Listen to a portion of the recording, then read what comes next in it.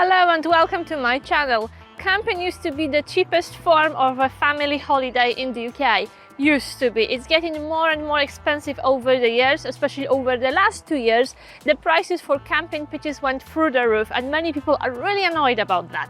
So the question is, are those high prices for pitches a necessity? Are they justified? Or is it just pure greed of the campsite owners? By the end of the day, what you get is a patch of grass or a patch of gravel. Many people are really upset about the recent increases in prices for pitches, for camping and caravanning. And as you probably guessed, yes, there are costs involved in running and maintenance of the campsite. There are overheads. Campsites have bills to pay. And today I'm going to explore with you some of the costs, some of the reasons behind those price increases we've witnessed over the years. Some of the prices are set and some of the costs are really set by the site. Some of them are set by the external bodies, but many of them sadly are generated by the campers themselves. And I will tell you about those towards the end of this video. So, are you ready to dive into the world of running and maintaining a campsite? Give this video a like and let's dive in. It's only a bit of grass or gravel, is it? Have you ever wondered how much does it cost to buy or develop a campsite? Well, I checked. And the campsites which are on the market at the moment in the UK start at 750,000 to 1 million for, let's say, an entry-level campsite, for a site of an average site in need of development, in need of investments. So a campsite which needs a major refurb will probably cost you around 1 million. So you would better have another 1 million to update the shower block, infrastructure, electrical installation, build those patches of gravel for caravans and so on. So I would say, to be on the safe side, if you want to invest in having your own campsite, you would better have about £2 million in your pocket. Most of the campers and caravanners these days expect at least an electric hookup on their pitch, and full service pitch with water and drainage is even better. But guess what? These conveniences generate extra costs to the campsite. So for the campsite, there is an initial cost of purchasing the site and then developing the pitches, laying the cables, digging trenches for pipes and so on, using electricians and plumbers and laborers to do the work, building hard-standing pitches for caravans and so on. Everything costs money. And of course, since people started to have their own tap, and their own drainage on their pitch, they use more water and they use more electric because they can. Especially caravan and motorhome users who are able to connect to their tap on their pitch prefer to use showers in their unit rather than shared showers and use more water and generate more sewage as a result. So gone are the days when people had to cart fresh water and grey waste. This is very convenient, but increases the costs of running a campsite, because A, you will pay for fresh water as site owner, and B, you will pay for emptying the sewage tank, the septic tank. All pitches on the site where we work have electric hookups, and increase in the price of energy unfortunately affects campsites too. There are no special rates or special tariffs for the campsite. Everyone feels the pinch of increased cost of electricity and gas. Guests of the campsites use facilities and utilities on their pitch, water and electric and the drainage to the septic tank. They also use same goods in the shower blocks, wash-ups and so on. And it seems that it is the shower block where the most costs are generated for the site. Showers. And most of campers love long hot showers.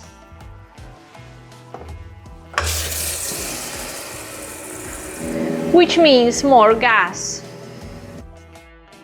Keeping the lights on costs money as well. Electric ventilation to prevent steaming. Even more water. And sewage.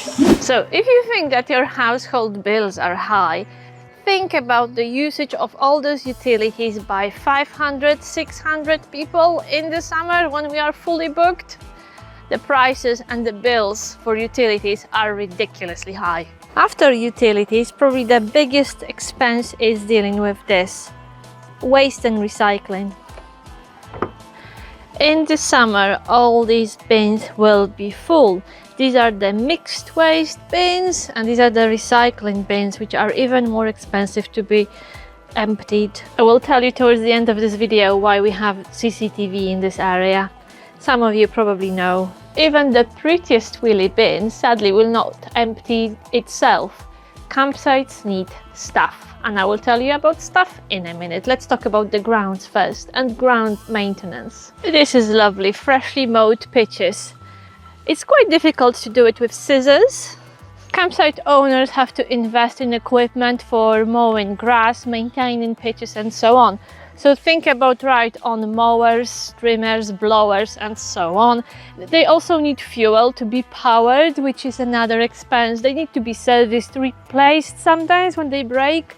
They need to be repaired and so on. So this is another cost, and there's always something to do outside here. In the summer it's mowing grass, in autumn it's picking up leaves, in spring it's picking up branches after winter. There is always something to do here for at least 2 people working full time, 365 days in a year. So bear it in mind that campsites really make a profit in the summer. For those 6 weeks of the high season, they need to earn enough to cover all these costs. Are you still with me? Are you still watching? Where are you standing? Are the prices justified, or is it just pure greed of the campsite owners? I told you about some of the expenses campsites have to face. It's not everything yet, and it's impossible to talk about everything in one video. So please reach out and tell me what you think, whether your view changed, or maybe you think that sites still charge too much and the prices are ridiculous. By the way, what was the most expensive price tag on a pitch you've seen in the UK?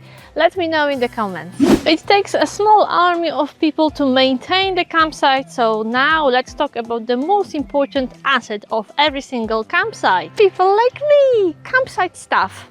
Very often couples. Couples who live on a site, warden couples, looking after the site and camper guests. Apart from the wage, and bear in mind there was a beautiful increase in minimum wage this year, which again rises the cost of running a campsite and paying staff. Apart from the wage, a campsite couple or a campsite warden, they will need a patch, either grass or gravel.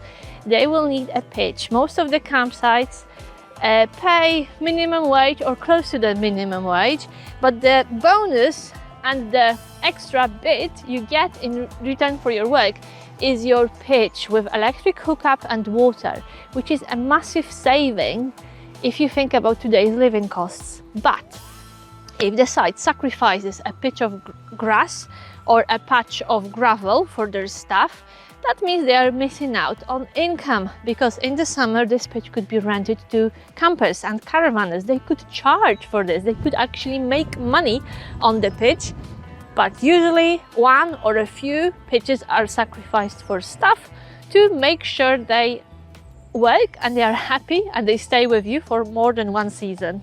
And if you watched my other video about the costs of living in a caravan, you know exactly how much is a seasonal pitch worth and what's the average use of electric per day and how much it costs. And it's not only a wage and the pitch staff cost the site.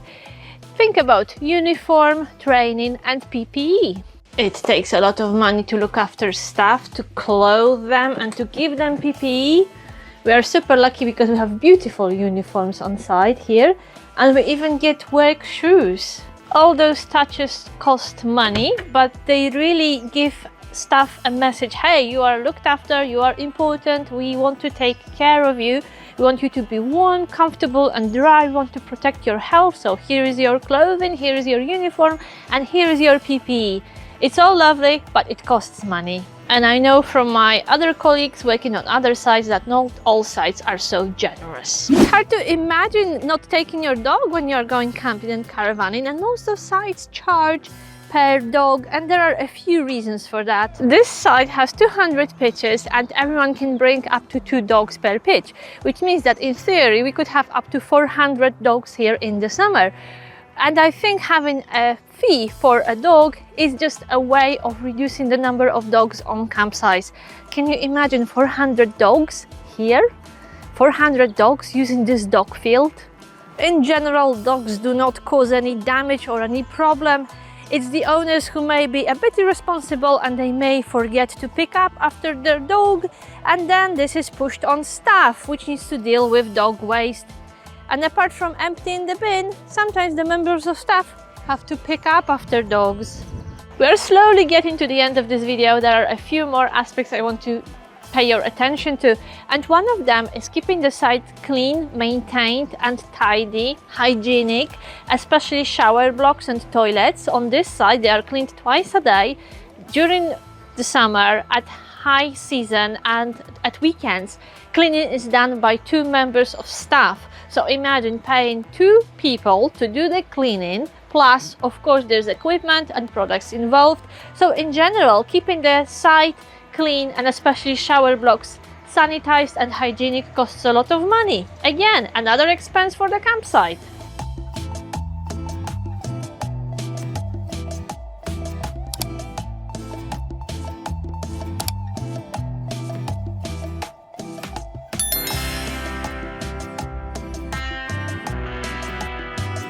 And trust me, when there are a few hundred people on site, we go through these products very, very quickly, and we have to have regular deliveries of toilet cleaner, toilet roll, antiviral spray, and a few other products which help us keep toilets and showers spick and span. A lot of work is carried out by the site owners themselves in most of the cases, especially if it's a family-run campsite. All children and grandchildren work in the summer to save on labor costs, and most of the work is carried out by general campsite assistants and wardens. But there are many tasks which involve contractors like plumbers, electricians and gas engineers. They need to carry out safety checks to make sure everything is safe for the users. Hospitality is very heavily regulated, and there are many laws and regulations and a lot of legislation which needs to be respected, and it all costs money to be certified, to be safe, and to have a piece of paper confirming that the site is run as it should be and it's safe for the public to use. And those things change all the time, so campsite owners have to keep up with current legislation and guidelines. One of the new requirements is flashing taps every few weeks to prevent Legionella, and that's what my colleague is doing right now, flashing all those taps, all 200 taps for a few minutes to prevent harmful bacteria. All costs mentioned so far involve purchasing a site, developing it, maintenance and running, keeping it clean and so on, looking after your staff, and these are essential costs, very important, and things which can't be avoided. Unfortunately, some costs are generated by the campers themselves, by the people who complain about higher fees for their pitches. So any incident of vandalism, theft or abuse of the site generates costs which then are pushed on customers, because campsites are run as businesses, they are not charities, and to maintain business they need to make profit. And I could make a separate video about those extra costs generated by the users and abusers of the campsite, but just think of careless disposal of rubbish, not adhering to the site policy when it comes to using chemical toilets and products which are allowed to use or not to be used, super long showers, disposing a tent in a bin and filling up a whole bin with one item, causing excessive cleaning which takes labor and more products to sanitize a shower or a toilet after some irresponsible user.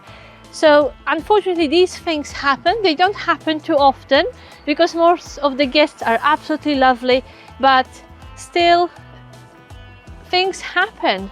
I could probably create a separate video about those sad and annoying incidents. Luckily they are quite rare, but especially in the high season when we have many people, a few will disrespect the toilet or abuse shower facilities, things go missing. Probably the most common is not disposing waste correctly or disposing bulky items in our bins, which generates the cost to the site because it's the site which then has to dispose of those things. Some campers just think it's fair to leave a whole tent behind, or a faulty awning, or a ripped awning, or a TV or a microwave by the wheelie bin. Because they don't want to go through trouble of disposal, they push it on the side, but then, hey ho, everyone else will pay for things like that in higher prices. What do you think now? Where are you standing? Has your perspective changed? Is the increase in prices for camping and caravanning justified, or is it just poor greed? Let me know in the comments. And luckily for everyone, there are many sites in many locations in the UK. Some of them charge more, some of them charge less, depending on their location, facilities, number of staff they employ, and so on. So if you try to book a pitch and you find it too expensive, keep looking, keep shopping around, look for small family-run independent sites, look for farm campsites which tend to be cheaper than holiday parks with all the entertainment you can imagine and so on. Keep shopping around and definitely watch my other videos about hidden extra costs when you go camping. This is something I created for you a while ago. I hope you will enjoy that video too. Okay, time to say goodbye. I hope you will stick around, watch my other videos and subscribe to the channel. It's free and it's the best way to encourage me to create more videos for you. If you have any questions, shoot in the comments, and I hope I will see you in my next video, which we publish every Wednesday afternoon, and every Sunday evening at 7 p.m. the UK time we stream a live chat from our caravan, which means you can reach out to me, talk to other viewers of the Freedom Seekers channel, ask me questions and generally hang out with me at 7 p.m. every Sunday. Thank you very much for watching. I hope you enjoy this, you learned something new, and let me know what you think. Are the sites charging fair prices, or are the site owners just greedy? For now, take care and see you in the next video. Bye bye!